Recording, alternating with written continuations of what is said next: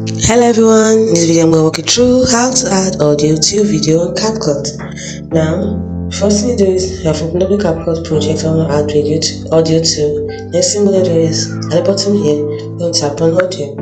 Then I can decide to add audio to it by recording your voice, recording what I want to. If I want to record, I press on the microphone, give it a countdown, record what I want to say and want to through. Tap on the microphone again and tap on this icon, this over here, to mark it. If I don't need it, I tap on delete.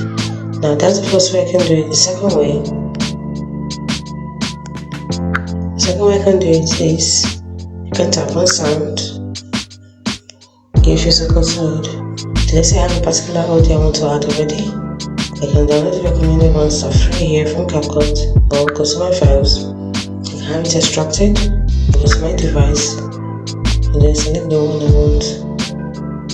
Let's say I want this one, light switch. So now once I play the video,